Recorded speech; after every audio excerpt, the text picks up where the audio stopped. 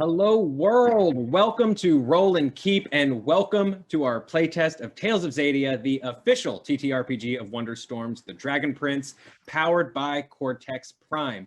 I'm Joe Starr. I'm going to be your narrator for this game, and joining me is an amazing cast of people, including Cam Banks, the actual lead developer of Tales of Xadia, who's going to be walking us through learning the system, how to play, the ins and outs, and all that good stuff. Joining us in progress is Aliza Pearl, who is Nerdist, Geek and Sundry, Streampunks, the Improvised generation. Mellie Doucette, our community captain. I don't think we've had. Do you have an official? Our lieutenant commander of community, Mellie, who is incredible. Vanessa Guerrero, who you know from the El Rey Network and the Kicking and Screaming podcast. And again, I'm Joe. I'm lead content thing at Tabletop. I don't know. I used to do honest trailers. That's how you know me, probably. We're great at titles. Yeah. Quick Lead content thing. Let us know in the comments what my title should be. First of all, quick business. Tales of Xadia playtest is available to download now, and the full Tales of Xadia book is available to pre-order right now on talesofxadia.com. We're so excited for you guys to be able to dig into the playtest, dig into all this new Dragon Prince material. The link is in the description or in the chat, depending on how you're watching this. Speaking of how you're watching this, we're live on Twitch every Thursday, VODs drop on YouTube every Monday. And to thank you guys for tuning in live, we are giving away copies of Cortex Prime, the system that powers Tales of Xadia. Giveaways are triggered by heroic successes. What are heroic successes? We're going to find out. And if we don't find out because there are no heroic successes, Mellie, figure out reasons to give away copies of Cortex Prime. No problem. That is, I believe, all our business. So let's return to Xadia right here on Roll and Keep.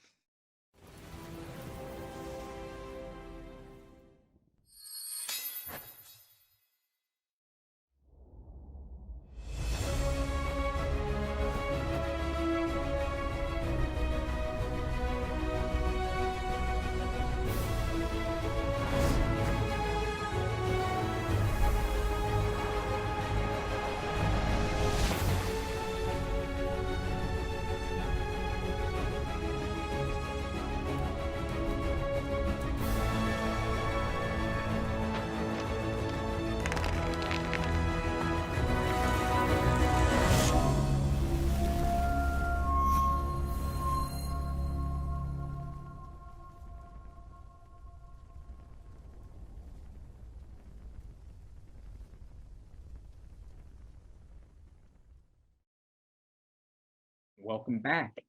Last week, 4 individuals were brought together by a mysterious moon shadow elf named Feathershaw. Their quest to investigate the forgotten, abandoned, and floating city of Aneen, drifting high across the Xadian sky to claim a powerful artifact called the Primal Well before the island collides with a mountain range at the border.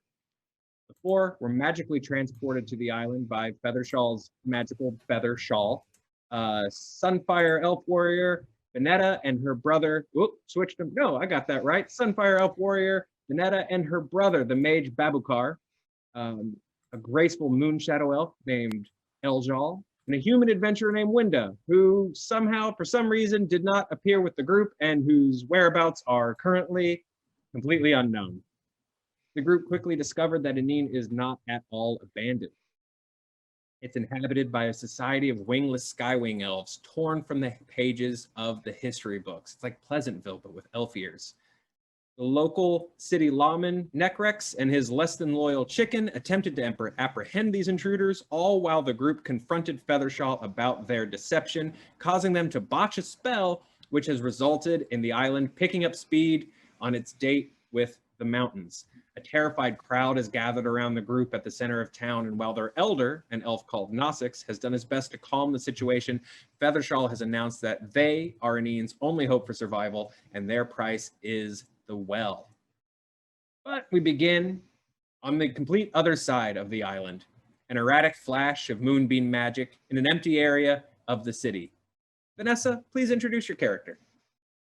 I play Winda, and she's all of my favorite things. Snarky, adventurous, a little bit gruff, in a way that I really like, because she's a real buttercup of a gal.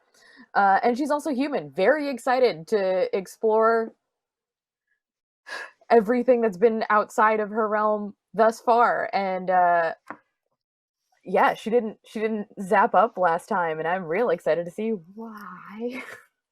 Well, Winda appears in the middle of the city block. There's shops and houses all around her. First thing Winda notices is that she's the first one on the island. So it might be best to just hang out and wait for everybody, or it might be best to do whatever it is Winda wants to do. What does Winda want to do? Window wants to explore some of these shops and areas because I've never been here. I just zapped here. I'm not sure how any of this works. Okay, a moment goes by, and the other folks who were hired to be zapped to this island with Winda don't appear. But Winda is going to check things out. What would you like to take a look at? Let's see. Ooh, is there maybe a weapons shop in the area? Well, let's see here. You kind of look around for a little bit. There are it's these beautiful, very obviously old buildings, but pretty well taken care of for a floating island with no natural raw materials with which to repair said buildings or anything like that. But upkeep is pretty nice.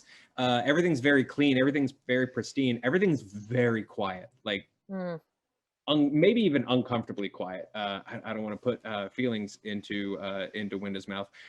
You look around. You don't really find any sort of weapon stores. You do find what appears to be like a little shop dedicated to hobbies.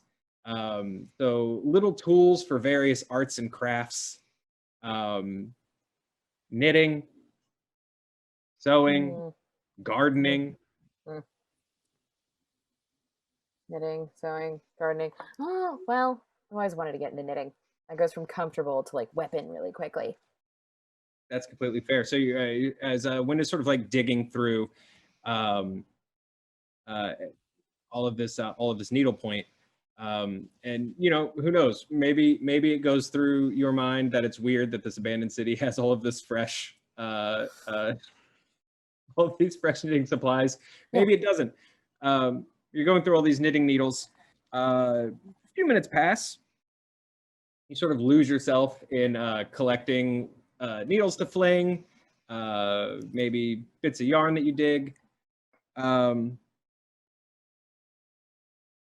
all of a sudden, a voice pipes up. It's one that you have absolutely never, ever heard before. You hear a woman's voice say, "What are you doing in here?" I don't know if I know you. Do I owe you something, or do you owe me something? Because that's going to change how this goes. What? There's already this sort of almost confusion as to the response to this voice that's like directly behind you. Like, no, I don't know you. I've never seen you before. Oh, then I'm just going to keep looking at these knitting needles if you don't mind. A beat goes by. Excuse me, and sort of like to your left, this female elf like just kind of like curves around you to just get her face like in between you and the needles. It's a younger female elf, a skywing elf. You might not have a distinction for various kinds of elves. But this elf is kind of younger looking, very sort of like flummoxed by you, like kind of eyes like excuse me, and just kind of gets in your face and is like excuse me,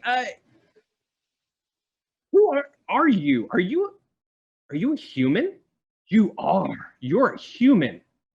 And somehow you realize that this like elf is like just working her way completely like between you and the knitting things you were working on. You're now like very just uncomfortably close to each other. It's just Winda, elf, knitting.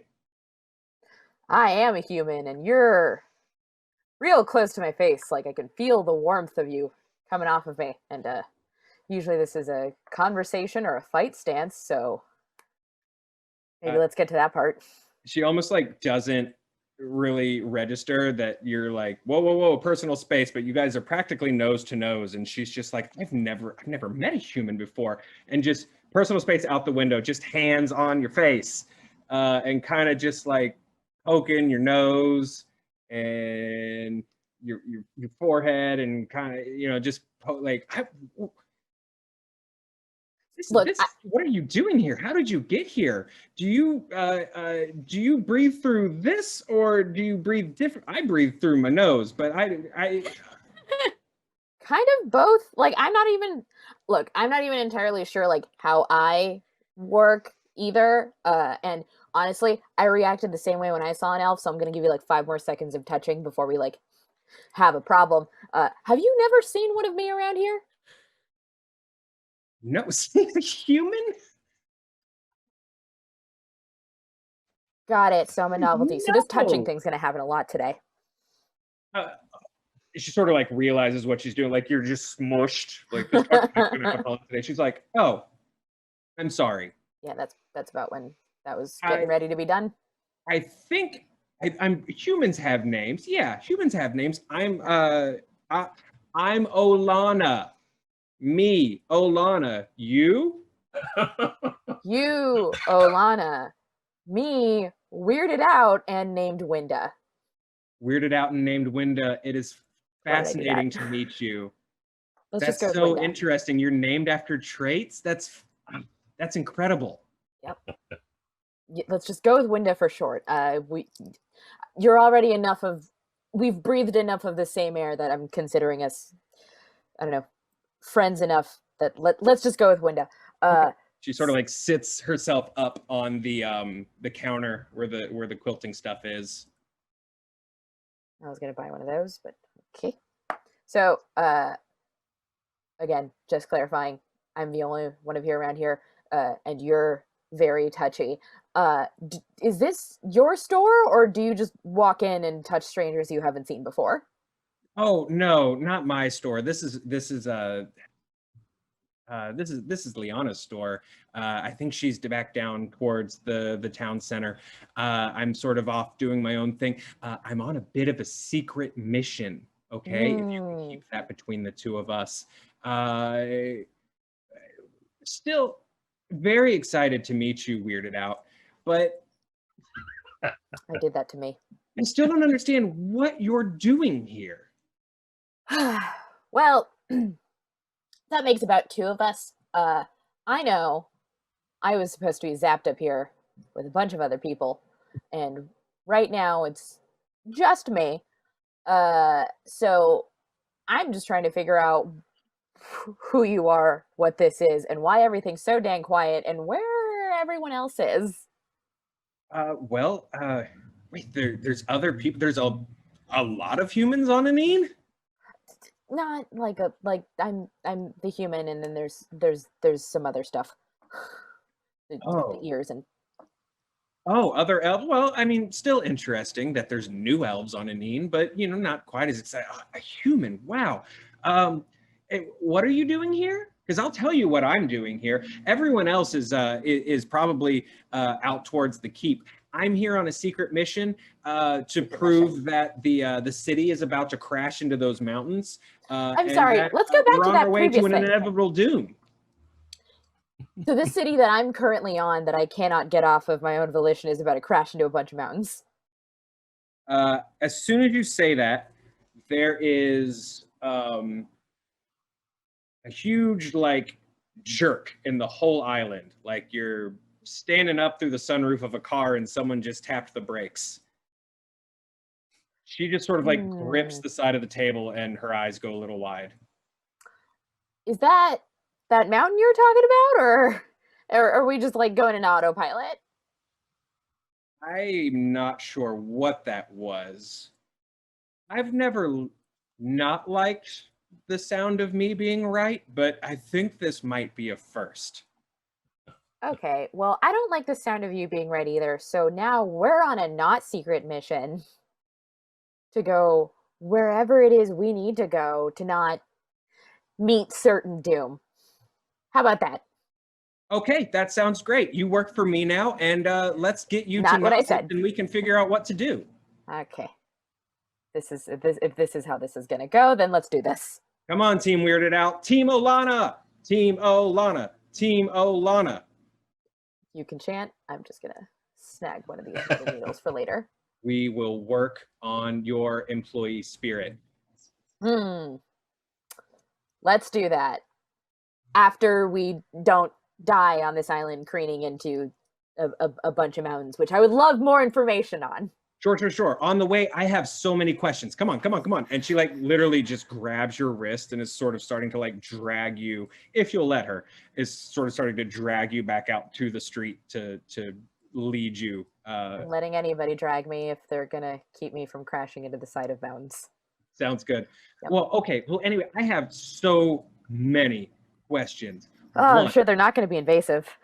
Oh, I wouldn't think so. I feel like these are basic questions that anyone would just, want to know. One, do humans eat? We do for a lot of reasons, for to keep going, but also like sometimes for comfort, or I mostly want to do that right now in case it's like going to be the last time I get to do that. Funny thing that you say that. As soon as you say, in case that's the last time I'm going to do that, the island severely tilts. Just enough for both of you to start sort of staggering backwards. And Olana just sort of like wraps her arms around you, Winda. Oh, there's the personal space again. Oh God. She wouldn't say, oh God. I should ask less questions and we should go. Yeah, how about we make a deal and that however soon we keep me from dying, I get you 5 however personal, uncomfortable, invasive questions about how my meat sack and just this thing pilots. It's a little soon to talk about employee perks, but right now you have a deal. Come on. Okay. We're going to cut back to the center of town a few moments before this massive tilt happens.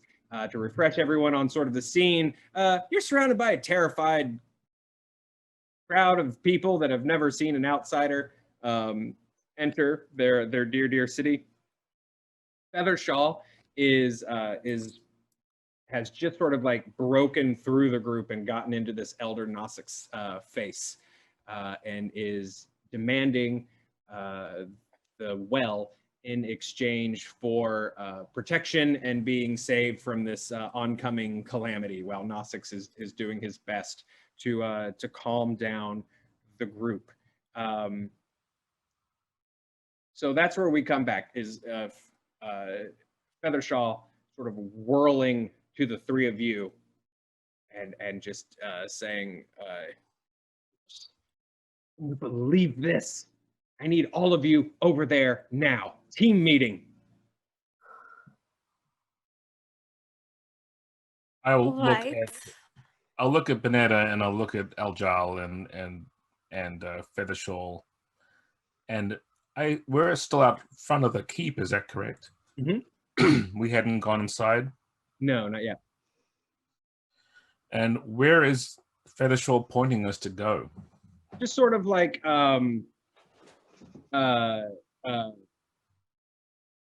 it's sort of just like off to the side. There's just generally kind of just trying to sideline the group for a moment. So like a little bit away from the keep, there's like a little empty pocket that's not just quite filled with horrified visitors.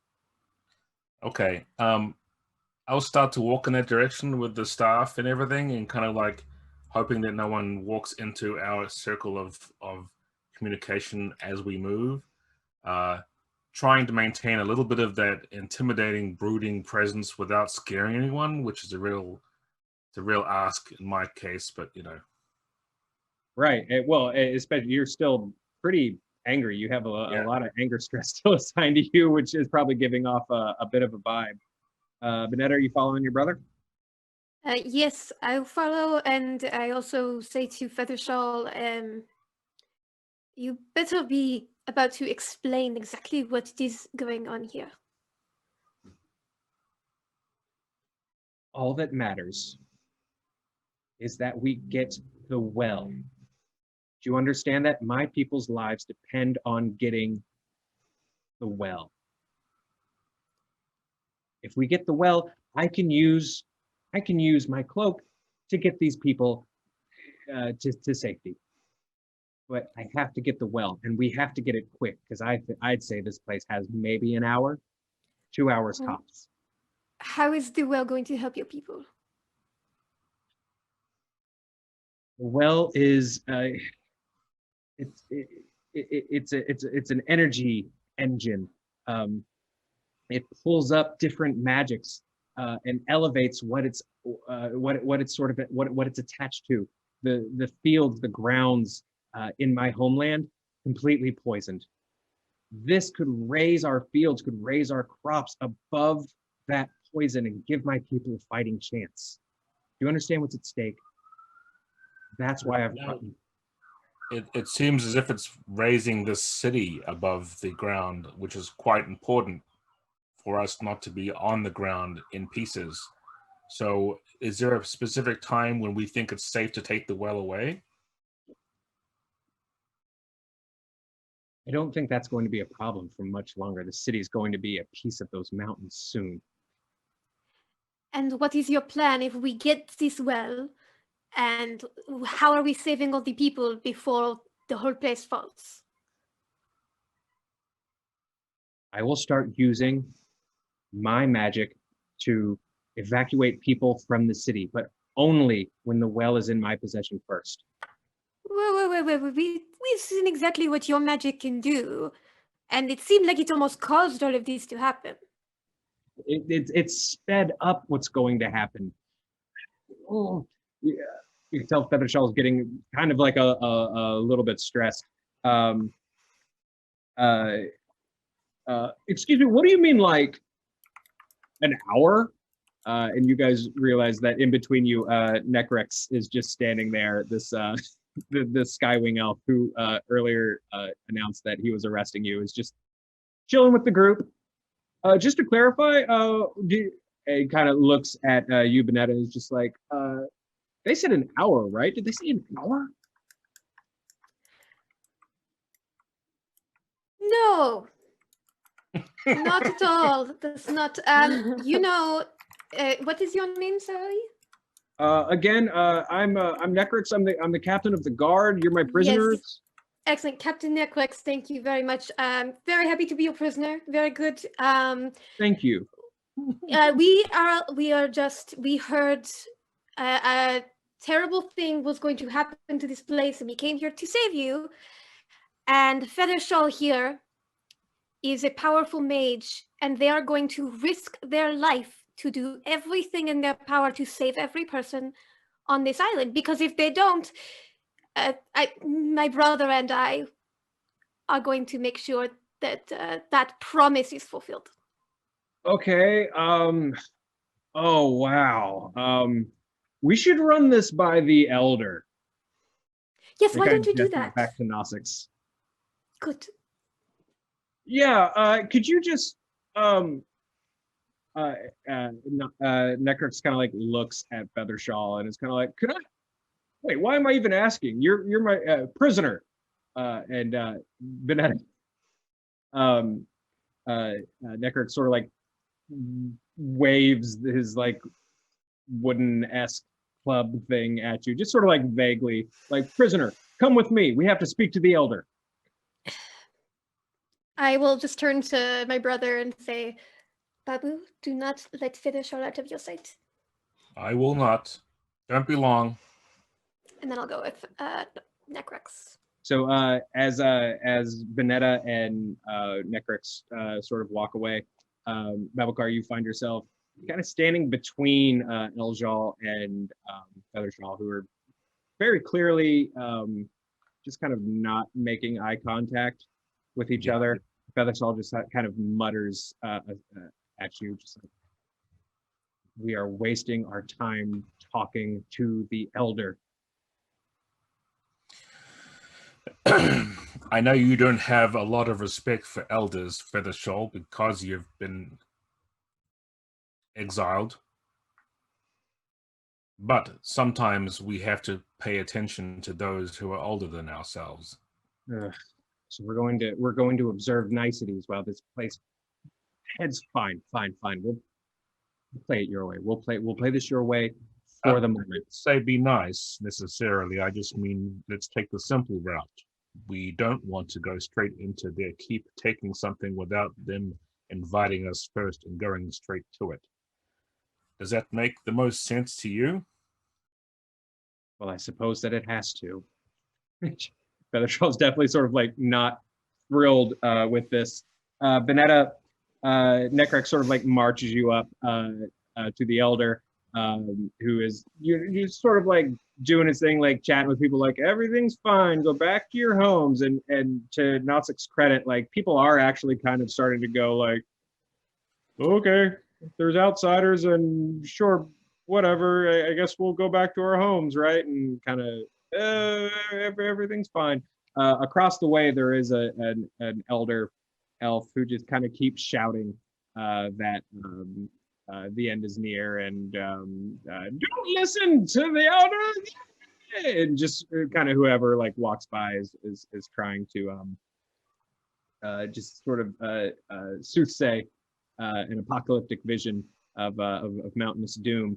But for the most part, like the crowd is starting to kind of like cautiously disperse, and the elder just, again, sort of eerily calm, just smiles very big at you, Vanessa, and it's just like, well, it's I don't think I've ever met one of my cousins before. Again, I'm Elder Nosix.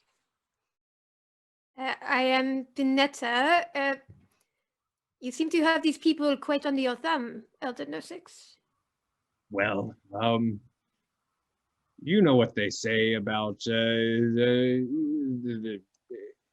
drop of honey does better than the wave of a sword, and I suppose in this case, a calm word will accomplish quite a bit more than waving my arms and panicking. I could wave my arms and panic a little if you'd like me to.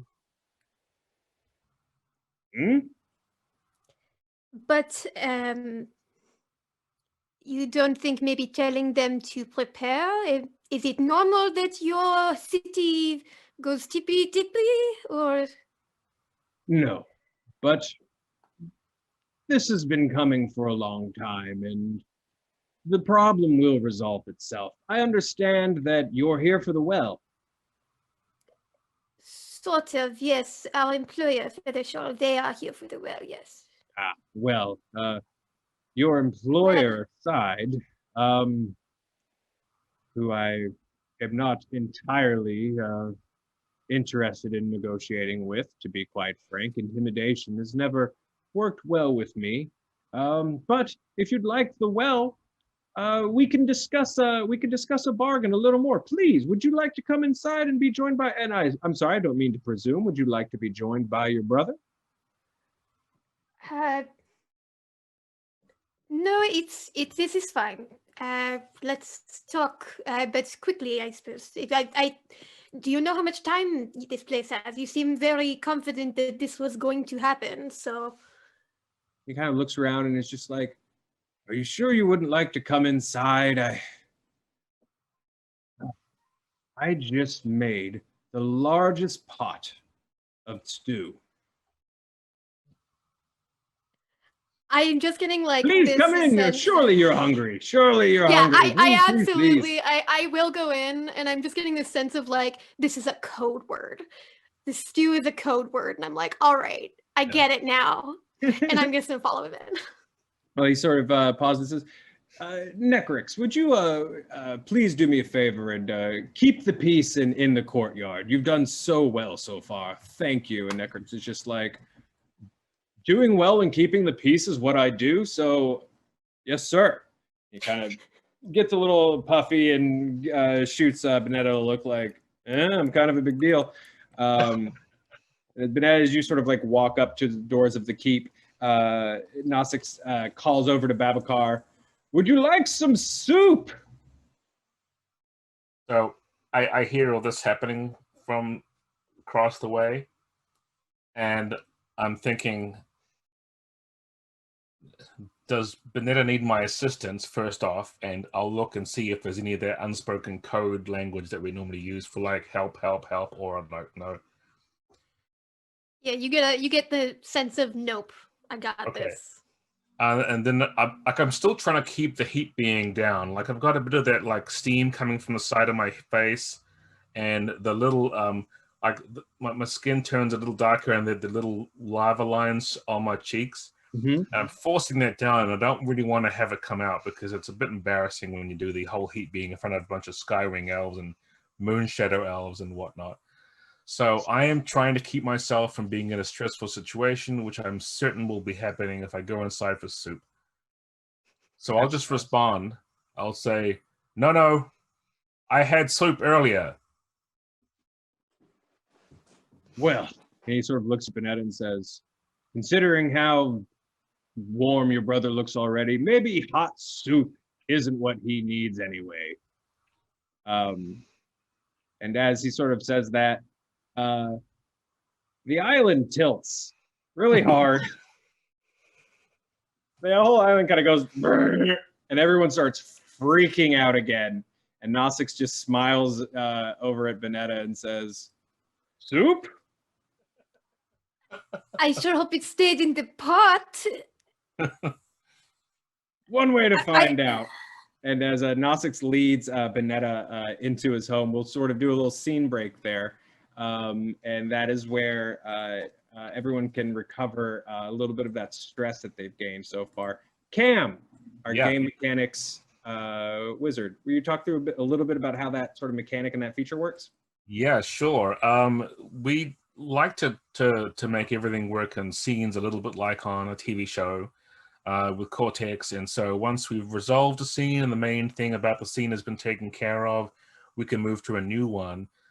Sometimes you can cut back and forth within a scene to different people like we've been doing, which has been great. But once the scenes are done, it gives everyone opportunity to step their stress down by one step. So in my case, Babacar has a D8 stress, angry stress from last time, and I'm going to step it down to D6 because yay. If you have a D6 stress and step it down, it doesn't go to D4, it goes away. So in this case, I think Vanessa would be able to enjoy lack of having any angry stress after this. Yep. And my D6 stress has turned into no stress. The So only far, exception the situation seems stressful though.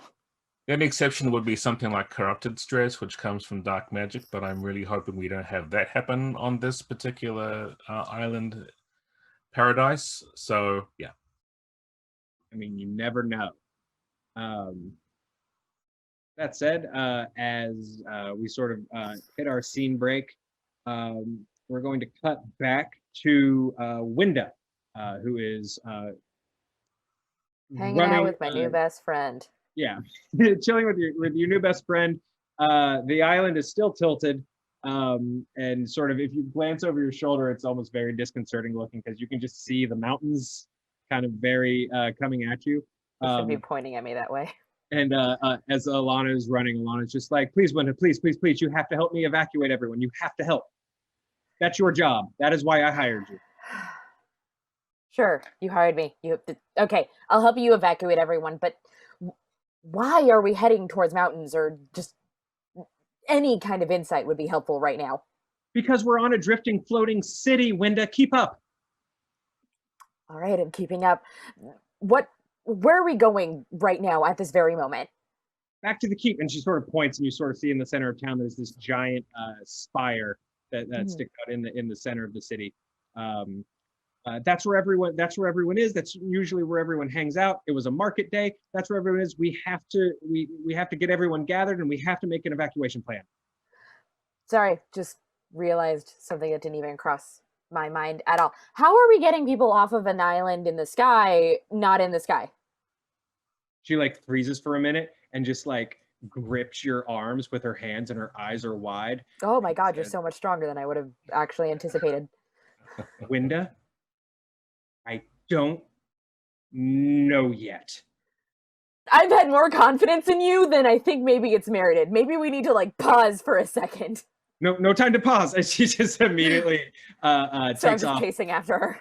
Yes, perfect. And then we cut back to a weirdly calmer scene, even though maybe it shouldn't be. Nosix and Vanessa in the sort of main room of this keep.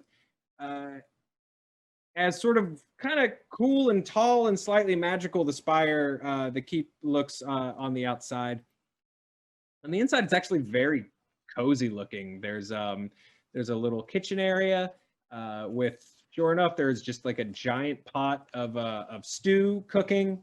There's some nice comfy places to come sit. This seems like a place where Nosix sort of handles town business. If people have issues, if they ever have issues in this odd place, this is probably where they come, and Nosix feeds them a little bit of soup and talks through their problems comfortably in this very cozy area. It also seems like it might serve as the town library. There's lots of little like bookshelves and stuff like that.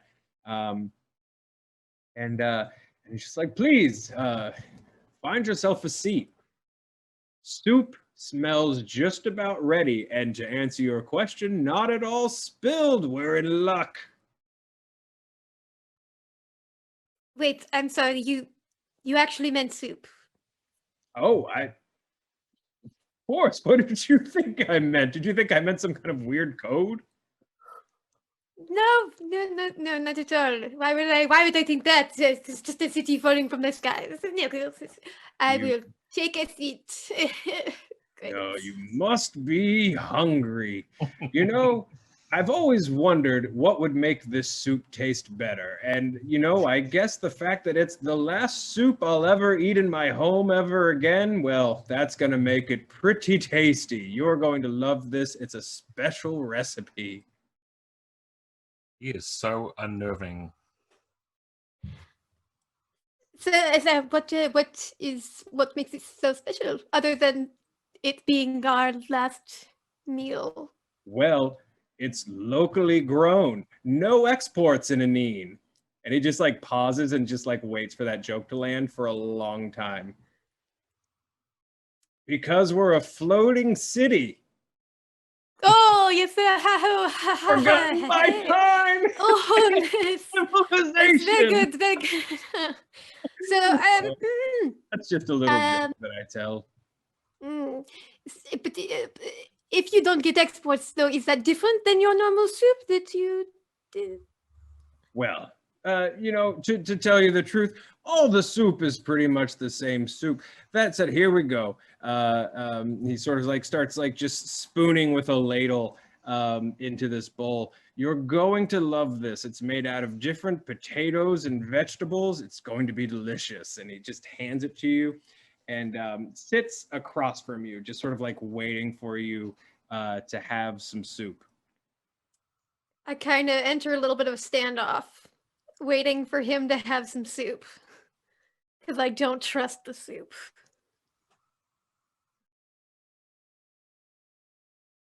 The chef is always supposed to eat first. In my culture, the chef always takes the first bite. Oh, well, I'd hate to be rude. And he just like gets himself back up. And, it's sort of a whole process, like when you hang out with your grandpa. And he goes back over and he like ladles more into a bowl and like comes back and sits back down and is like, after soup, I think I have some treats around here somewhere, some caramel. Oh, I don't it's know. It's a whole 3-course meal. And he like just like drinks from the bowl. Delicious. Yep. Definitely the last meal I'll ever have here before we hurtle into a mountain. Okay, seeing him eat, I'm just gonna eat as fast as possible. Like, I want to get this done with. Just. Oh, you love it. Oh, that's it's so so nice. There are two things that I love in life: cooking for others and being the keeper of the well. Yes, about the well. Maybe, after we have a caramel, we could go get it and Well, get on the island that is falling from the sky. Yes. well, there's a small hurdle there. I can't touch it. Great. I swore Very an good. oath not to. I feel like in situations of cities falling to the ground that, sometimes we could consider maybe breaking them just a little. Well, I won't lie to you, Vanetta. It is Vanetta, right? Yes. I've been known to bend that oath at times. And maybe you can help me bend it once more. There is a way for Okay. you to touch the well. Okay. He actually just takes your hands, like cups your hands around the bowl. Do you want to take the well from this island and help me get it to safety? The well Yes. belongs to the Skywing elves. And whatever agreement you have with your friend, you and I have broken bread now. Oh, jeez. Okay. Okay, sure, yes. Take me to the well, Elder Nassix. Good. And he sort of stands and weirdly seems a little taller than he did before the whole soup thing started. He might seem a little darker. I don't know. Let's cut back to outside. Hey, Aliza. Hi. To set up the scene for you a little bit, my friend, Feathershaw had called for a huddle with you and the siblings. Necrix invited himself. Feathershaw has announced that they can save the people of Anine from this oncoming disaster. Their price is the well. Then Nassix was like, "Who's hungry?" And Vanetta went into the keep with Nassix for soup, apparently. And now, and then the island violently tilted a couple of degrees, enough to make you stagger a little bit. Babacar and Feathershaw argued a little bit about the best way to handle this. And now we cut back to that scene. Necrex is sort of like just patrolling around all of you and occasionally tells a passerby that everything's going to be fine and that they should return to their home. But otherwise, just sort of leaving Feathershaw, Babacar, and Eljal sort of just standing awkwardly next to each other. Feathershaw is just very impatiently, "This is ridiculous. This is absolutely ridiculous. We don't have time." And just looks at the two of you and it's just like, "Help me get to the well." Look, there's a certain way that our friends want to do things. We can't just storm in there and take the well. I knew I That's what your shouldn't. suggestion. I knew I shouldn't have made you a part of this. I absolutely knew you were just as judgy as the rest of them. You're just as terrible as the rest of them. Look, I shouldn't even be talking to you, and I still am. So I'm not as judgy as you want to make me out to be. Feathershaw sort of like stands up to their full lanky self. Yeah, I know. I know all about your whole situation. Don't you dare. Not in front of the others. Don't you dare. Well, I'm just saying, don't call me judgy because I'm still talking to you. Babacar's right there watching the two. Absolutely, yeah. Having the... Hearing all of this, yeah. Is there something I should know about that is going on between you Moonshadows that may affect the outcome of our mission here? No, Feathershaw it's just... Moonshadow business.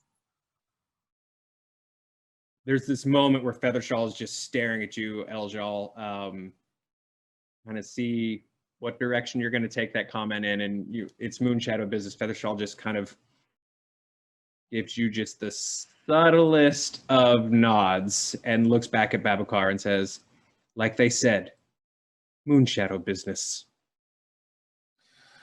Now you can always push this a little bit. We can make this a bit of a test if you want. Yeah, so I think that I want to draw a bit of magic into it too, right? So, Okay. yeah.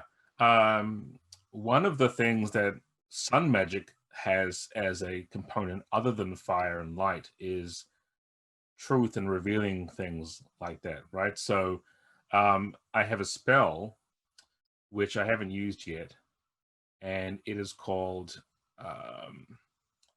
Verum Animo, which is sense the truth of the heart.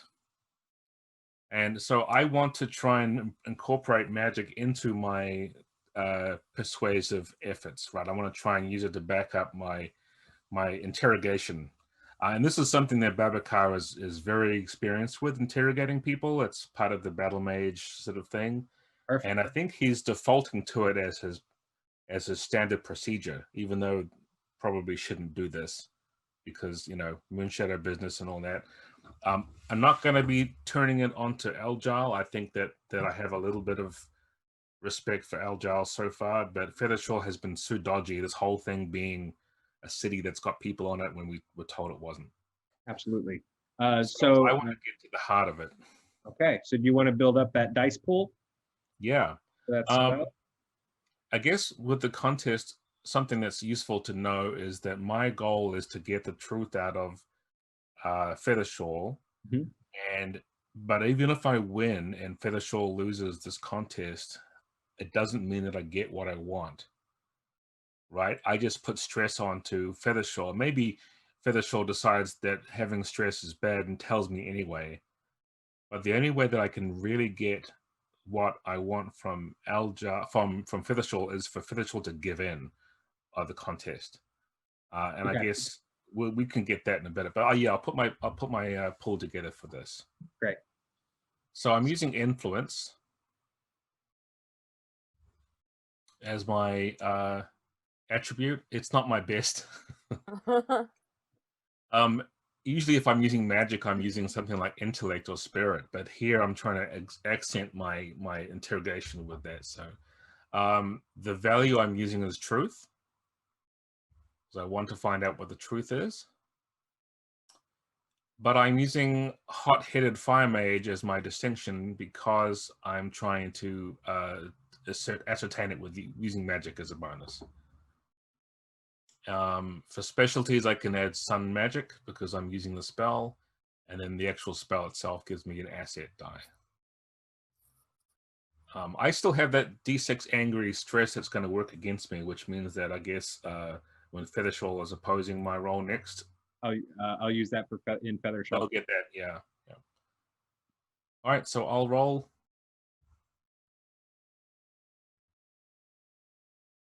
Clatter, clatter, clatter, clatter. Whoops. Well, that's pretty good. That's pretty good. 2 8s on 8s? Wow. Yeah, I know. Wow, I'm really into it. So that's the 16 for you, Joe. But I got a hitch, and if you want to make me angrier, go for it. I'll take those. So let me roll. Well, because we would want to do that stress before I roll because it would be included in this pool, right? Yeah. The hitch has to happen after I'm done with my roll, but before you roll. So I'm done with my roll because that's all I want to do. Yeah. Okay. So yeah, I am going to step up. Let's just keep working on this anger. Yeah. So we'll step that up from a D6 to a D8. Okay.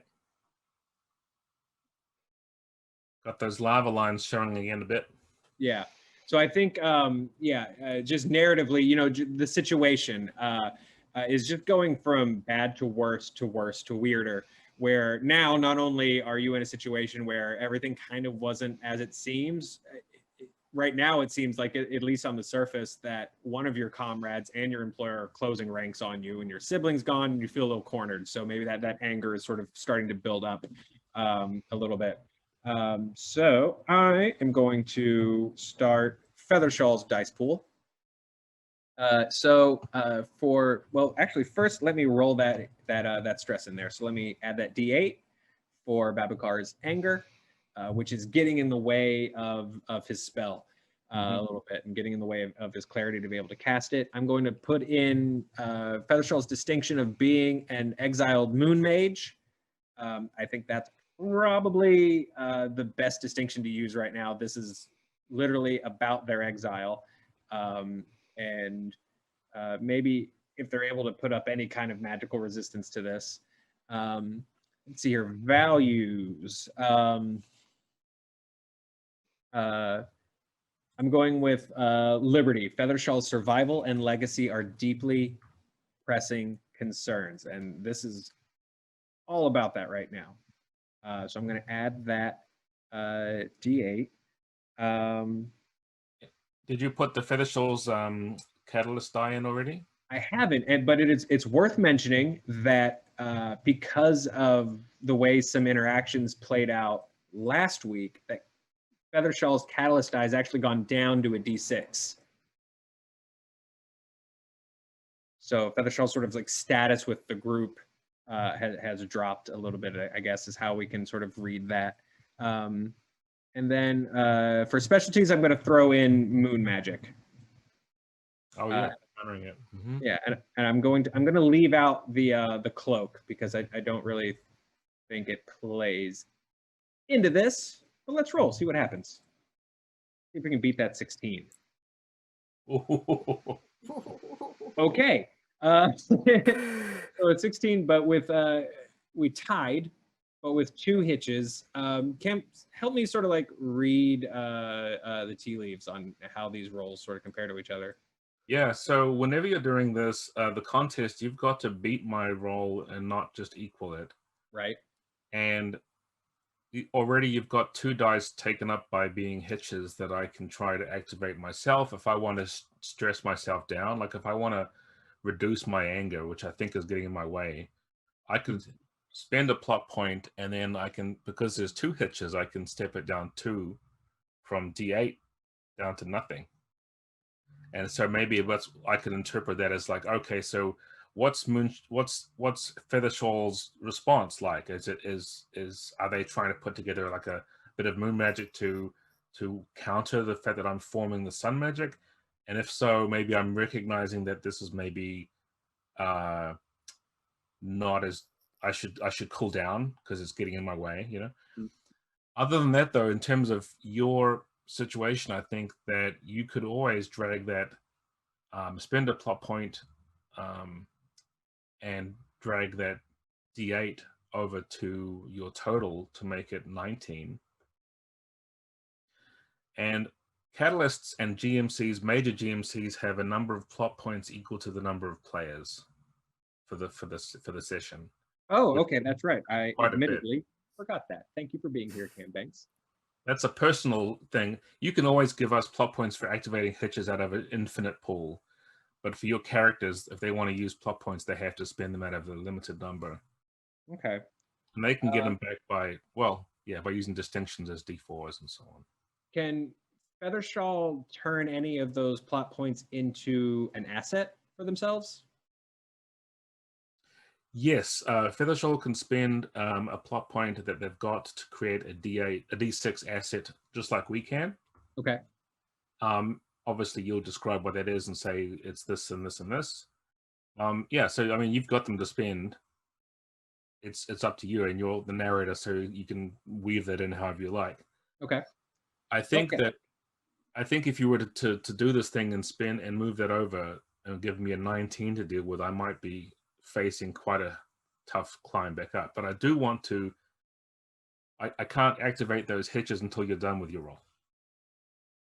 Okay, so I am going to use that D8 and turn that into a 19. I am also going to, sort of in the process of this, I'm going to create an asset called Moonshadow Guilt Trip. It is a 1d6 that is going to be related specifically to Eljal. That I'm going to say Feathershaw can only activate in matters of Eljal. So I've created that asset. I'm I'm going to use that D8 to make that a 19. Which brings us to your next roll. Yes? Yeah, so first of all, I'm going to buy those hitches and take away my stress. Perfect. So I'll spend a plot point to do that. Hang on. Now I've got no plot points. But now I don't have that stress anymore. I calm down. I'm realizing there's something going on here and I should probably get over it. But the thing that's interesting that I don't know whether Algal wants to do is if you are not involved in a contest and you're outside of it, you can try to interfere. But the danger of that is if you interfere, you're getting in between two people who are having a contest and you have to roll both higher than both of us. So you would have to roll higher than 19 to stop us from having a fight, right? That may be a thing you don't even want to bother with. So I would I would be cool with that too. I am about to give in though. I'm going to give in. I think that what's happening here is that me trying to get a 19 is going to be really difficult. And if I give in on the contest, I'm going to let Featherstall get what they want, which is me not knowing anything and me stop pushing on it. But I will get a plot point for giving in, and that's the end of the contest. Okay. So here's how we're going to play it for Feathershaw, because I also sort of want to play out the creation of this Moonshadow guilt trip set. You lost the contest, but I think even just the act of that push and just that moment of Eljal briefly siding with them, Feathershaw breaks a little bit. And as soon as I find the bullet points of, okay, here we go. There's a moment you sort of push with this magic. It doesn't necessarily succeed, but there's a moment of really great tension. And then Babukar sort of like sighs to sort of get himself to start calming back down, visually represented with, sort of all the magma tones sort of like starting to calm down. There's something about the moment where Feathershaw, is Feathershaw actually playing nice or just switching tactics? I'll let you decide. Kind of sighs, almost like shrinks down a little bit, spine sort of curves, really visually like lowering status, and just says, "It was my fault. It was my fault. I was trying to proceed with the magical experiment to improve our crops, and I poisoned everything. People died, people went hungry. It was my fault. My people ghosted me. Do you understand what that means, Babukar?" I don't know all the ways of Moonshadow, but that doesn't sound good. I don't exist to them anymore. If I were to return home, my family wouldn't be able to see me. I wouldn't be able to see their faces. The only reason Eljal can see me is that they've chosen to, at least for now.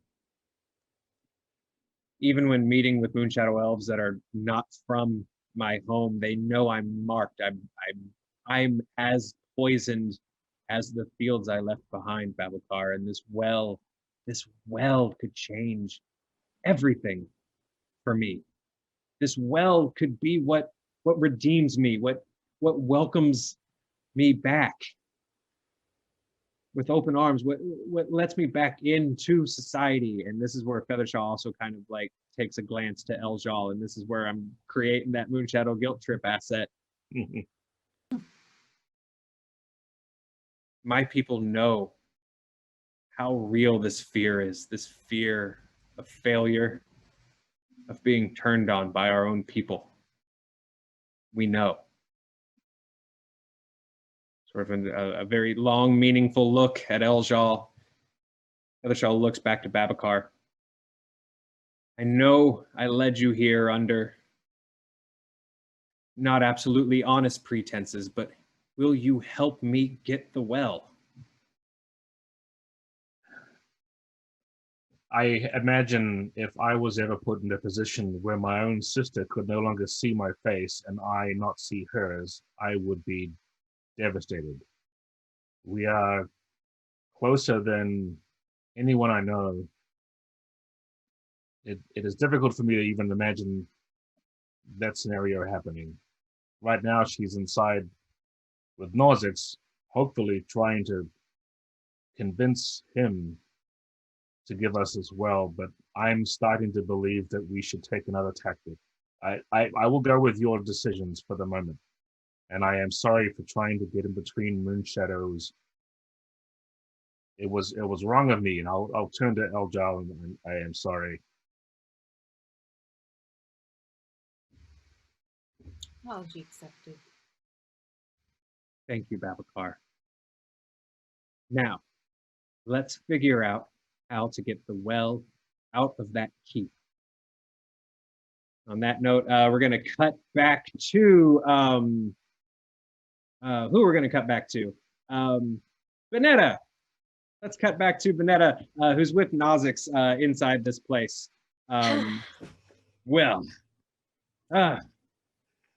are you full? Would you like seconds? Yes. Oh, no, I am. Oh, man, like Babu said, I mean, we ate earlier. I mean, I have a faster metabolism, so I was ready for another, but I have food now. So we can go and get the well. Understood. Goodness. You know, I've been the keeper of the primal well for so long. It's been such a privilege, but also such a burden. I remember the first time that I laid eyes on the well. I was a boy. My father was still. Are we like walking and talking? Just out of curiosity. You are seated. Do you need may I help you? Do you need help with stairs or anything, Elden Norzix? I kind of offer my arm. Oh, that won't be necessary. No one needs. I don't need physical support to tell a story. Well, if we can start. I mean, you, like you said, we've only got a little bit of time, right? So you can tell me the entire story on the way to the well. Yes. There's you sort of like grab Norzix's arm to help him stand, and he puts his hand over yours and sort of grips it sort of tightly for a moment. And he looks up at you and he says, "The whole story? I can tell you the entire story?" Yes. And this brief moment passes, and very quickly he's kind of like, Dishes for cannot leave a dirty kitchen in front of guests. There one moment, and he sort of takes the bowls and stands up and heads back to this little like wash area. Don't worry about help. You sit comfortably. Do you have maybe a little elf's room somewhere? Maybe. Oh, certainly. And he sort of like waves you in the direction of a door over sort of near some bookcases, and he just says, "Go up, not down, up, Excellent. not down, up." And he just continues talking as you talk, and it's yes, just, up like the floating city. Got it. Yes, all right. And I go down. Okay, cool. So you head down, you wind down these windy steps, which are immediately just intimidating kind of windy steps. One moment, I'm going to do the thing where I briefly turn off my camera and turn it back on, because sometimes it blurs. Yep. Still here, though. There's my cat. Yeah. And I'm back. Cat. And you sort of hit this basement. To the left, there is an entryway into what looks like more of a library. There's more bookshelves. You kind of look inside. It's a dimly lit room. There's more tables and things like that. To the right is just a giant, clearly magically sealed door. Oh, that's probably great. where the well is. Maybe a little like magic doors, don't have my brother to test it out. I'm gonna just take out my sun-forged blade and kind of drag that, like, kind of along the bottom of the door just to make sure it doesn't do something horrible. Okay, so you sort of drag it, and it glows a little bit, and then your blade almost like starts to like skirt the top of it, as if like there's like a charm over the door to sort of even prevent it quite from being touched. But nothing horrible happens. You know, you're not sizzled or thrown back. Okay, hoping for maybe another way forward, more information or something. I'll kind of first just make sure that I haven't been followed and maybe he's still talking somewhere upstairs. And Yeah, then I will. You sort of briefly hear him just like singing to himself upstairs. You just hear this old man that's just like, "Oh, the roots in the soup will be in my tum," and That's my jam.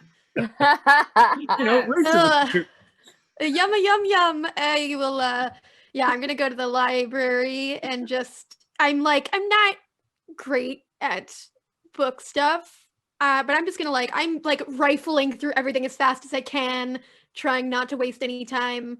So I'm just pulling stuff off shelves and anything that looks helpful or informative. Okay. All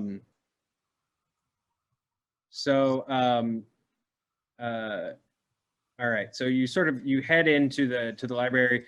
You beeline and just start like looking for books and stuff like that.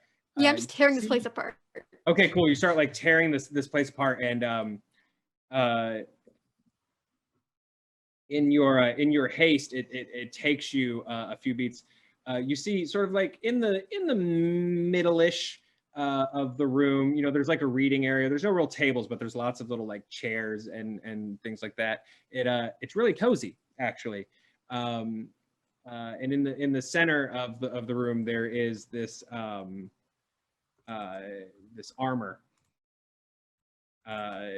Sort of a fairly sort of simple looking armor. It reminds you a little bit of Necrex's sort of ceremonial armor.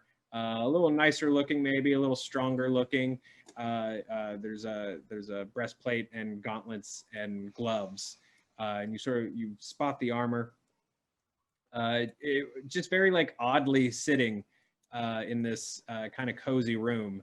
And then the weirdness of that makes you look around a little more, and you realize that you are not alone in the room. Oh shit!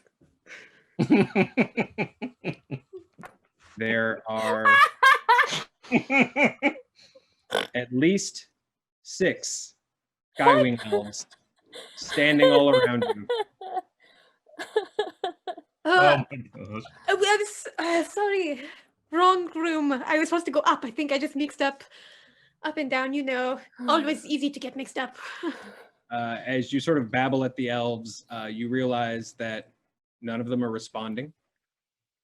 None of them are moving, blinking, or breathing. Oh. Oh no. Just frozen. Oh, I don't want to be here anymore. Nossix is at the doorway. Oh no! He has like a wooden bowl with a covered lid. And there's this mix of sadness, relief, guilt. I wrapped up some soup for you to take with you on the road. And I forgot to lock this door. Sing the song again, Nozzix. And we'll cut back to Winda, who reaches the town, the controlled chaos of the town center with Olana. Winda, that is when you finally see some slightly familiar elf faces. You see Babacar, You see Eljal, except that now Eljal has a and Feathershaw, obviously is Eljal has this this weird chicken that you didn't remember Eljal having before, that I absolutely remembered this whole game, that Eljal had. This like chicken that, I don't know, Eljal, maybe you're holding it, maybe it's still on your shoulder. That's up to you. But Alana gets you to the center and is just like, we have to find the elder. Where's Nozzix? Where's Nozzix? Nozzix! Like just like there's like this elf in like this very gaudy ceremonial armor who's just been like patrolling and just being like, everything's fine, return to your homes. Who just like freezes and he's like, Alana, we have visitors. Some of them are my former prisoners. I'm Captain Necrex right now. And Alana's just like, Necrex, come here now. It's like Necrex shuffles over. Winda, Eljal, Babakar, that human that you lost on the way here is suddenly here. The scene is yours. Alana, everyone I know plus a chicken I don't. Everyone I know plus a chicken I don't, Alana. She's my boss, captive, I think. I don't know. She's real touchy.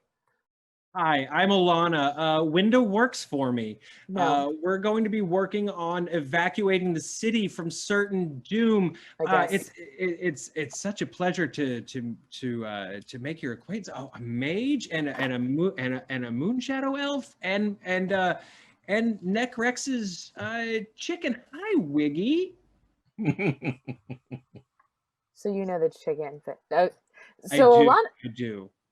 All right, so we've established that Alana knows the chicken and she has never seen a human before. Also, don't know if y'all felt when everything shifted, but It did. she seems to know why, but has no plan for how we're going to fix it.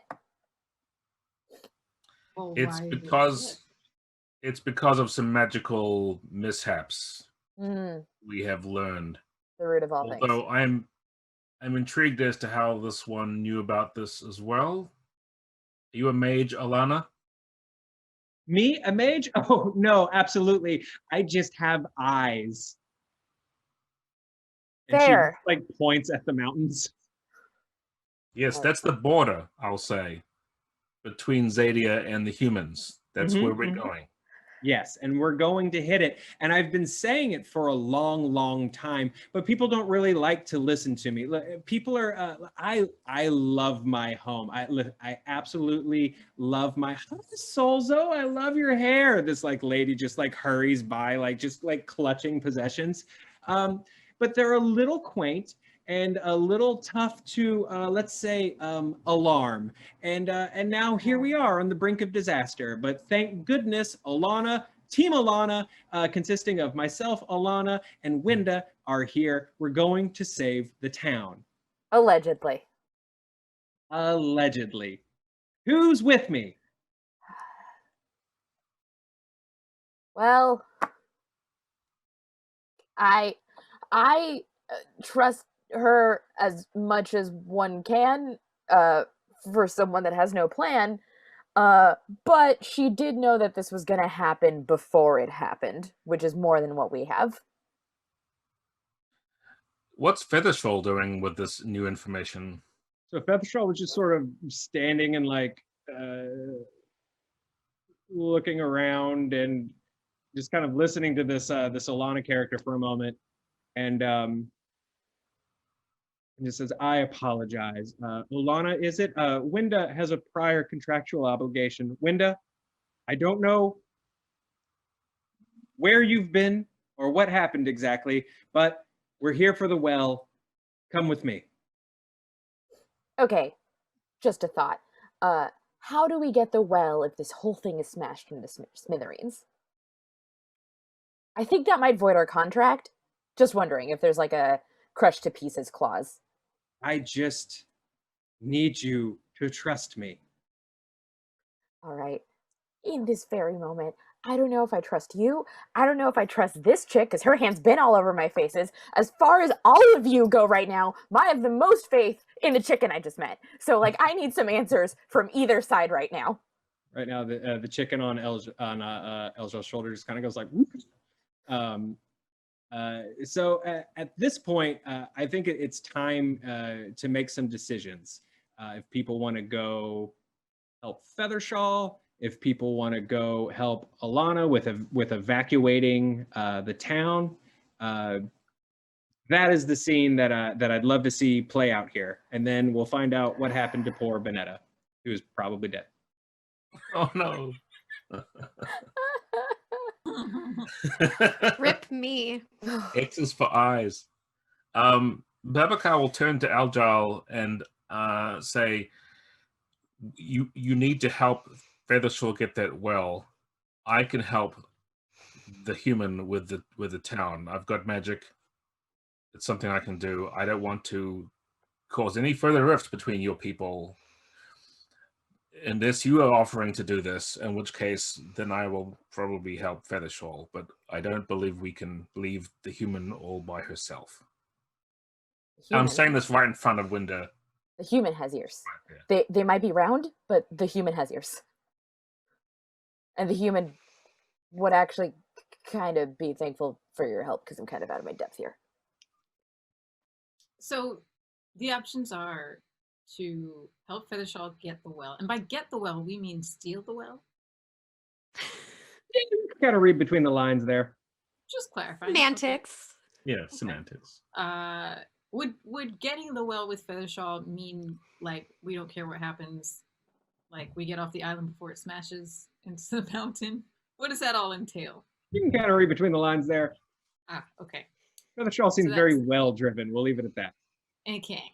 So that's one option. The other option is going with Olana and Winda to do what exactly? Alana has just been shouting about evacuating everyone before certain doom. Yeah. Evacuating. And, Okay. And then the third option is, or is it just those two options? Just those two. Okay. I mean, yeah, there's those two options. If you want to just bail on everyone and, just go make some friends, whatever you want to do. Well, I guess go check on Bonetta, who's probably dead. Well, there's that. I guess I would say this out loud. My concern is that by taking the well, are we still dooming this floating island and its people? Because I thought the island was floating because of the well. I've been thinking about this as well, and I think that either way, the island is about to collide with the mountains of the border. If we were to get the people ready to evacuate, it wouldn't matter. So, and see, look, problem solved. Everyone leaves happy and alive, literally. Yeah. It's kind of hard to take a well when everything around it's just exploded to smithereens. And again, I can't do a job when I'm impaled on a mountaintop. Okay. Well, I think we're gonna need Bonetta to be a part of this, whichever way we go. So I'm actually gonna go check on Bonetta and see what's taking her so long. Okay, sounds good. So Babacar, do you want to join, or are you kind of hanging out? Babacar's kind of trying. I mean, I think he wants Feathershaw to make some kind of decision about how he's going to get the well. And maybe he can force that issue right now by sort of saying, we're going into the keep, yes, or are we going to find some other way to get it out? There's got to be some other way to get it out. I just have a feeling about that elder. There's no way he'll just let us take it without violence. And I don't want to be violent. Think of me however you will. I am not a violent elf. There's got to be a way through. A way to get to the well from the bottom. There's got to be some kind of other access. All right. Well, if Aljal, I know you want to go and check on my sister. I believe that should be my responsibility. However, I don't want Feathershaw to try to take this out by themselves. Okay. We could do some scouting of the well. Yes. I don't, and I look at Feathershaw. We're not taking it out yet. We're just going to do some scouting. Fine. We'll just do some scouting. Okay. Yeah. Okay. So That's a very assassin moonshadow thing to do. okay, Right. cool. So we're gonna ready break in that moment. Winda, this reunion sort of ends very quickly as Feathershaw kind of shoots you a look for having, I don't know, found a new job so quickly. But you know, gig economy, it's tough. Eljal sort of takes the lead. Feathershaw, Babacar follow. Alana is just like standing next to Winda, just going like think. Winda, think, ideas, name them. Well, No, not the well. They're worried about the well. Think. Ideas, saving my people. Go. That's why I pay you. First of all, you don't, but we're going to talk about that after because I just made my other boss mad. But again, I want to not be smashed to pieces. I can't fly, and I'm pretty sure no one else here does. Do you have any kind of system when it counts to getting someone from here down there? First of all, that was insensitive and offensive for reasons that I'm going to forgive you because you just met me, and I don't think you've ever met another Skywing elf before. And I'm just going to say that it was problematic, and I'd rather not talk to you about it right now. Gotcha. Well, but you just gave me a great idea. Flying from up here to down there. What if, her eyes get like really big, we could. Come with me. And she just starts snapping and like runs in the opposite direction that Eljal, Babacar, and Feathershaw are heading. And once again, I'm running after a maniac. You sort of like run off, and Necrex is like, oh, whoa, you guys are still under arrest, and just like hurries after Eljal's group. I'm gonna make it easier on Necrex, I think, and I'm going to veer off after having made sure that Eljal and Feathershaw are moving in a direction that's away from this, because I want to go in the front door of the keep to follow where Bennett has gone. That's my thing. And okay. So since I know that Necrex kind of works with Nozzix and has some respect, can I just grab Necrex and say, quick, take me to Nozzix? Yeah, absolutely. So you sort of peel off from Eljal and Feathershaw and grab Necrex and say, quick. And he just like, and he just looks at you stunned and is like, I give the orders here. Let's go see Nozzix. And the two of you peel off and head to the keep, which we'll cut back to. Vanessa, you were just standing in a creepy basement with a creepy old man, his soup, and a bunch of frozen solid Skywing elves. Elder Nozzix, what happened to these people? And I like grab my stomach suddenly and go, oh no, it wasn't the soup, was it? I knew that the soup was something different and so weird. You were just so excited about the soup. I thought, how long do I have?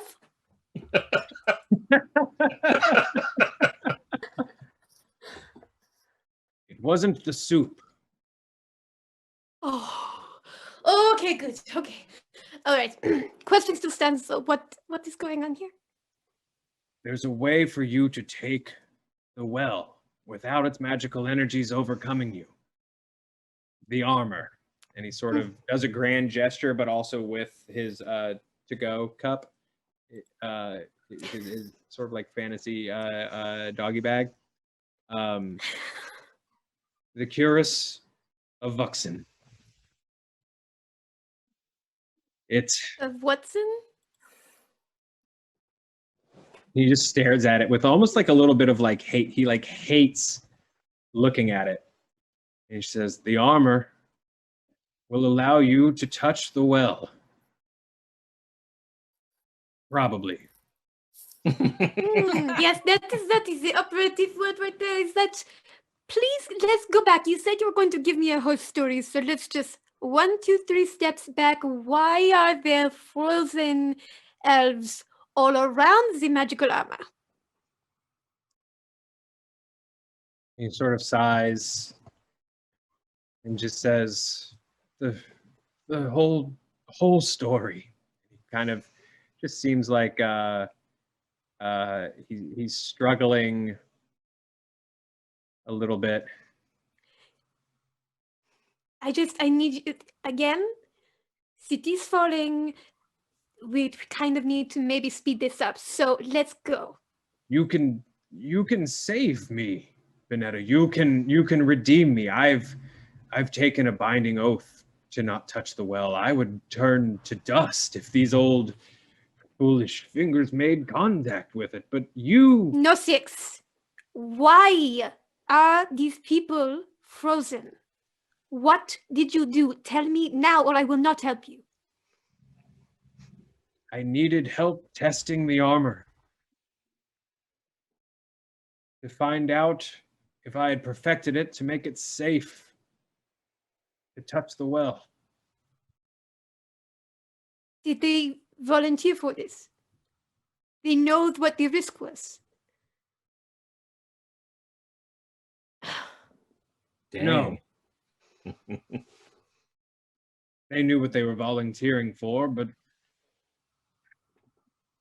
they thought they were signing up for a simple afternoon of helping their elder that they would be paid for in soup.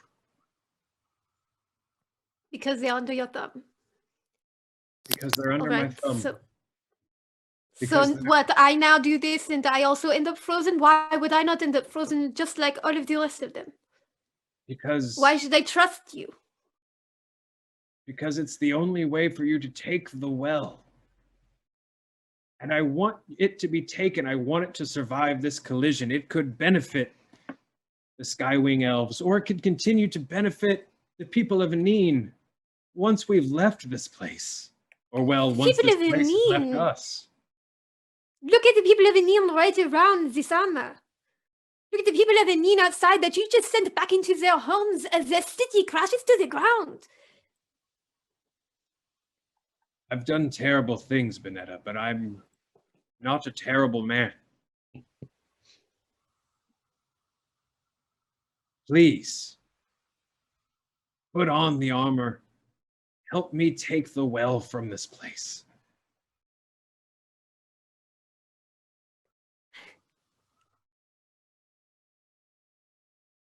So if I just touch it.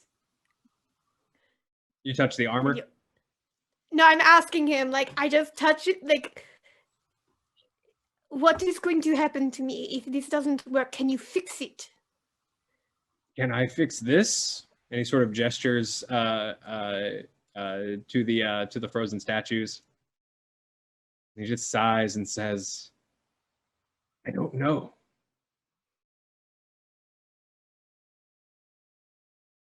I'm just gonna I'm just sending like twin sense out into the world.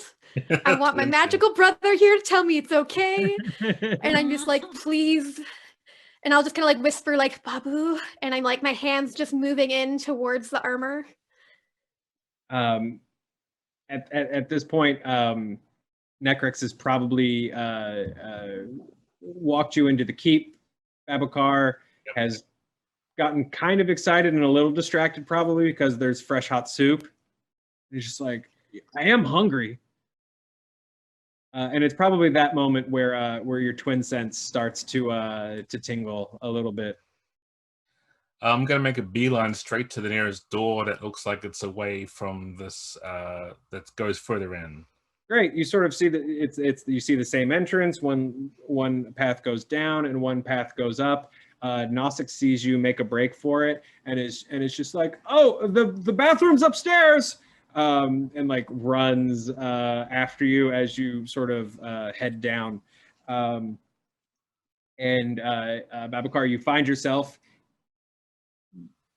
seeing a very strange, dark, twisted sight. You see all these like frozen souls. You see the armor.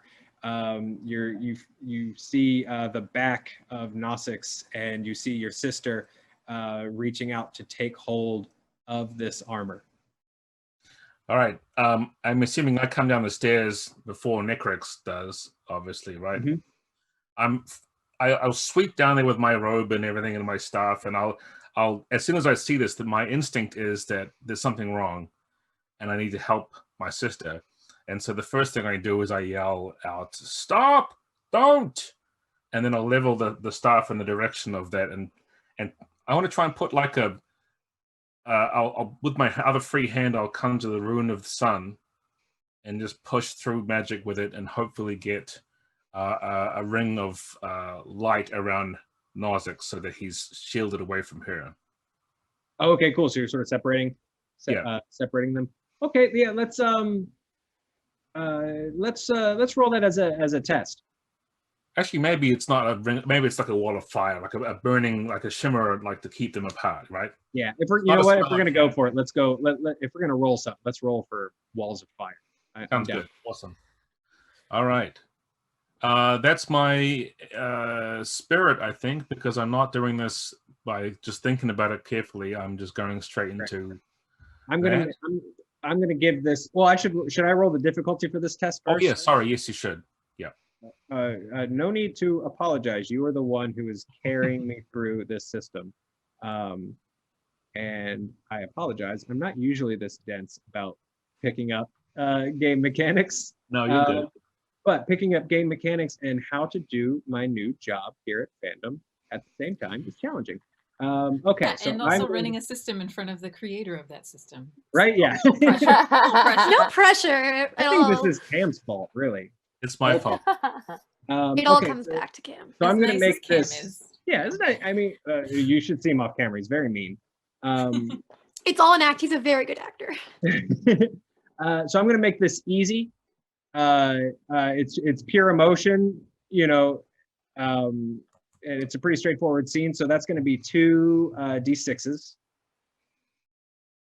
And are you adding any extra dice in for like Nosix or? No, because it's it's sort of a situation, right, Cam? You're just sort of like, this would be like, can I cross the street in time? It's not like a combat. Yeah. It's like, can I put together a spell quickly to do something? Yeah.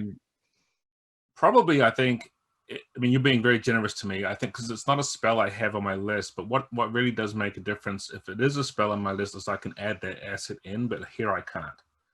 So I don't have Wall of Separating Fire in my list of spells.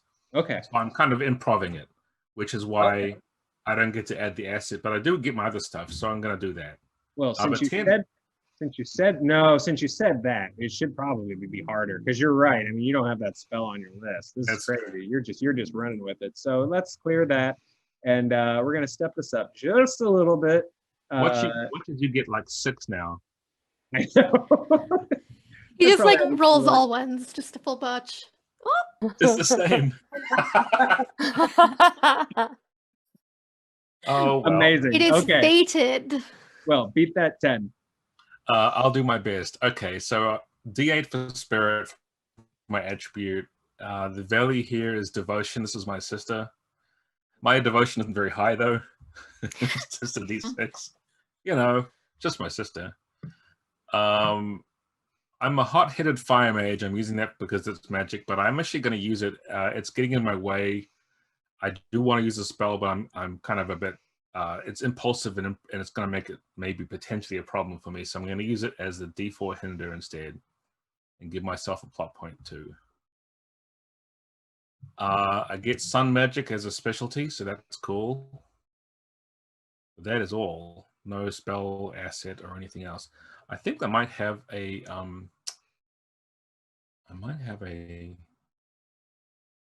let's see. Spend a thing to do that, no. So, no, that doesn't work. All right, I'll just roll that then.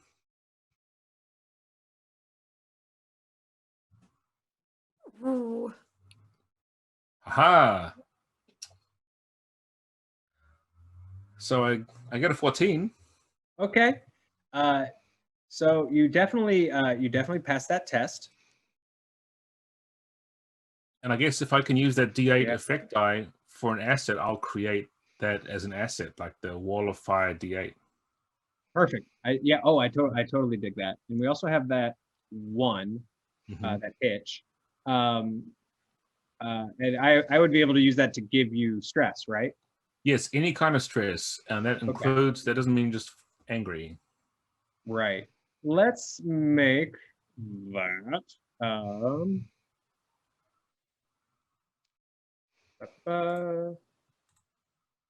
Sorry, one moment. I am. Let's see here. Let's make that afraid. Let's step up your fear stress because you are very freaked out with what's happening. Your sister's in danger. Perfect. That's D6 afraid stress. Cool. Perfect. Okay, so this wall of fire goes up, and it lights everything up. In the room, you know, it's not burning anything or anything like that, but the light, the shadows being cast on all of these living statues and on Nosic's face. He sort of whirls around and is just like, no, you'll ruin it. And as he like spins around, these three suits of armor that are sort of like on display throughout the room around that are sort of faced into the center actually stand of their own volition off of these displays that they were in.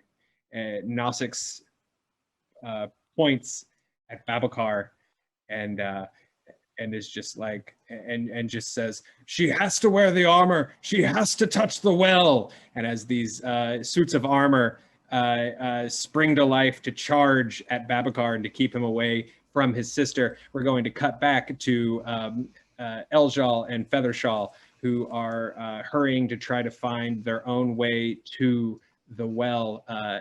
Eljal, what are you doing? Are we? Have we arrived there yet to the well? No. So right now, the two of you are just sort of like scouting around, trying to find another way into the keep. And as the two of you are moving around, you're really doing the scouting. Feathershaw is just sort of along for the ride. You get the sense that this is probably why you were hired. But as Feathershaw is following you around, they do speak up and sort of very uncomfortably, are just like, thank you for not making that horrible decision. It feels good to be seen. There's a reason why I ventured out on my own. I just wanted to see if there was another way to live, and I see that this practice we have of ghosting, it's pretty harsh, It is absolutely harsh, and I think you'll find that way to live. But first, find me a way to the well. Okay. Now, I mean, this is like a sacred well, right? It's a magic well. Is magic the thing that runs through it, or is there anything else? Yes, no, it's pure different primal elements of magic sort of like get sucked into it, and then it propels upwards. So yeah. So it goes just straight down. Mm-hmm. I mean, we should be able to dig. I mean, okay. Eljal just kind of like walks back and forth, flipping their hunky hair in and out of their eye. Okay, so I'm just spitballing here.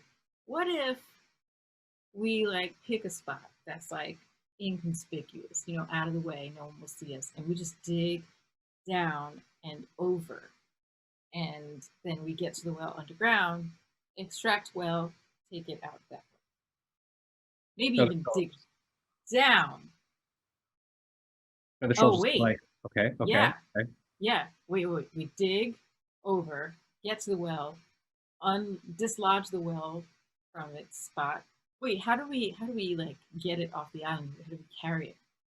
How do I'll we... handle that. Just get me there. Okay. Well, I mean, I guess we're digging then. Okay.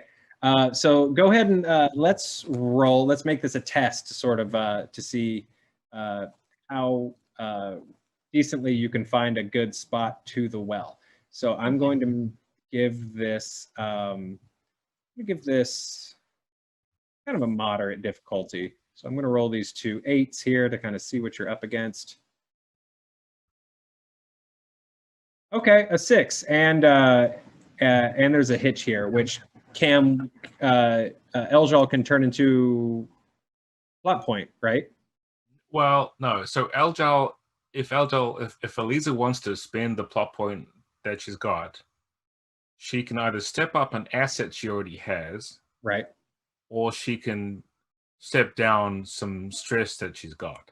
Okay. And I think that Eljal has any stress. That they're not stressed right now. But I think you could possibly take you could certainly say that maybe it would be a good opportunity to step up something else that they have that would be helpful for digging. I don't know whether that would be useful, or just ignore it and just don't worry because 6 is easy to beat. Yeah. I think let me just looking at my distinctions and SFX. I mean, there's no moon right now, so it's not like you can go moon shadow. But right. There's also elf grace though, except for my agility. But this is just scouting. This is basically just picking a spot. You said this isn't the actual digging. Yeah, so this is kind of scouting. Yeah. Okay. Yeah. You also have. I'm just for the funsies of it. I'm giving you a 1d6 wiggy asset. Oh, great. Okay. Because you have. I don't know how valuable that is. Wiggy seems very knowledgeable. That's true. Yeah. And Wiggy knows this land, knows this island. So... You could step up the wiggy asset by 1 with a plot point D8. That case with that hitch. Yeah, I'll do that. I will spend my plot point to step up Wiggy, which will be a D10 then. Did you say Wiggy's a D8 or a D8? When you step Wiggy up, Wiggy will be a D8. Okay. All right. Cool. Then let me put in my Wiggy. And so this is either intellect or awareness. I'm thinking because I'm now using Wiggy, if I can like be in tune with what Wiggy's like drawn to, maybe I can be like, oh, okay, that's a spot that Wiggy likes. Can we use awareness in that sense? Yeah, totally. You just gotta get wiggy with it. Yeah, You're fired. You're so fired. I'm sorry. Oh, promotion in a race. All right, bye. Sorry. No. I was regretting not serial killing me now. Okay, so devotion, liberty, glory, mastery, justice, truth. The only one to me that makes sense is mastery, but I feel like you're gonna think I'm just saying that because it's D10. No, I'm fine with that. Look, you're very intense. You're very focused, and you're gonna prove your mastery that you're the alpha chicken with your new friend. I'll take it. All right. And then distinctions. Right. Okay. I don't have any more plot points to do anything anyway.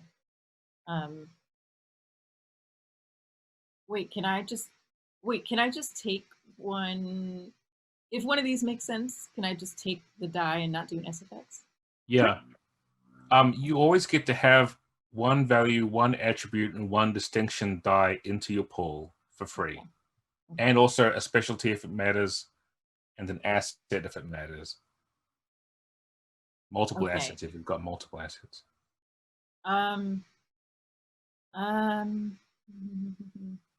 Can I just take Moonshadow Elf? Yeah. Because I'm good at sneaking and stuff. I also do Um, have the sneaking specialty. when things like the Moonshadow Alpha is a really good catch-all for things if you don't know what else to pick, because you can always fall back on your culture and your ancestry and so forth as a reason why you're doing a thing. That's kind of why we built that into it the way it is. Okay. Okay. And then can I throw sneaking in there? So we're trying to sneak this well out. Yeah, totally. Find a good place to dig, to sneak. Okay. Here's my roll. Oh, 1 hit. Wow. but that's 10 above what the difficulty was. Oh, That's- goodness. Which is a double heroic success. Oh, This is me a giveaway in the chat. It also steps the effect die up not just by 1 to D12, but by 2 to super pass D12, What? which I think looks pretty impressive on the screen. sweet. All right. So you also rolled that hitch, which means, let's see here, you're going to get a little bit of stress as you're running around trying to convince this chicken to help you figure out how to find the tunnel. Let's put that on afraid. So you've got a little bit of stress on afraid. I think now that you're sort of like locked in with Feathershaw and what they're after, your fear about ghosting and Feathershaw's fate and what effect this could have on it are sort of freaking you out a little bit. There's an extra bit of kind of personal tension sort of attached to this now. But as you are, you basically kind of like put Wiggy down, and you're like, Wiggy, tunnel, find. And the chicken kind of like looks at you for a minute and just takes off running. For whatever you start chasing Wiggy. Who knows if this chicken is actually running towards. Okay, this is going to sound very stupid, but you rolled 2 heroic successes. Both of you are chasing Wiggy through this alley, and Wiggy turns a corner, and you quick both. You're keeping up with Wiggy pretty easily. You're just a few paces behind. You're an assassin. You know what's up. You're very quick. Feathershaw is sort of hurrying to catch up after you. You turn the corner, and Wiggy is just standing at the feet of a very small Skywing elf, who's just like, "Hi, I saw you earlier when the island turned sideways. Hi. Hey. I'm What's Pareka. up? Who are you? I'm Eljal. Eljal? Are you from the surface? Yes, I am. That's so neat. Is the surface sort of windy like it always is here? No. That's so neat. Are you really here for the well? Yes. That's so neat. I've never actually seen the well before. Do you want to know how to get to the well? It's just like, Yes. But you rolled 2 heroic successes. I don't know what else to do. Feathershaw now turns the corner, and Pareka's just like, "Hi, I'm Pareka. I saw you earlier when you yelled at our mayor. Do you want to do you want to see the well?" And Feathershaw's just like, and kind of looks at you, Eljal. What? Say yes. Yes. And Wiggy like runs back up onto your shoulder, Eljal, and Pareka, the soul girl, says, "Well, any friend of Wiggy's is a friend of mine. I was just gonna go down to play in the tunnels that lead to the keep. Come on!" And just like turns around and heads through this back door of a building, and just walks on in. That's great. I turn to while we're following behind this little girl. I turn to Feathershaw and say, "Is she like a psychic or something? How did she know we were looking for the well?" Feathershaw just like is clearly shaken by the creepy, appearance right? of this sudden Deus Macha child, and just says, "I am terrified. If you Kids are have to creepy. fight to kill." Yeah, I think she's not really a little girl. She might be. And as you follow this strange little girl into this dark room, as statues spring up to attack Babacar to keep him from his sister, and as Olana rushes Winda off to a plan of, quote, very quickly learning to fly, that's where we'll end this episode of Roll of Keep, and that's where we'll leave off this chapter of our Tale of Xadia. Yay! Oh Yay! man! Oh my gosh. Wow. New friend. Thank you guys so much for joining us.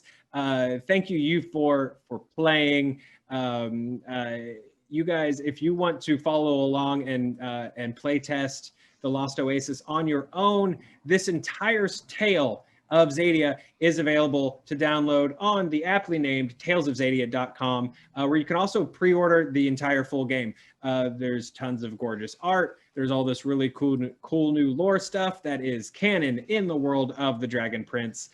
So make sure you go check that out. If for nothing else, to see how weirdly I am tearing the story into small pieces and then piecing it back together. As Cam goes, thank you guys so much for watching and hanging out with us. And of course, thank you so much to Wonderstorm for allowing us to play in the incredible sandbox that is the Dragon Prince. We truly love this world. And if you haven't watched the Dragon Prince, check it out on Netflix, and we know that you will too. And we will see you next week right here on Roll and Keep. Thanks, everyone.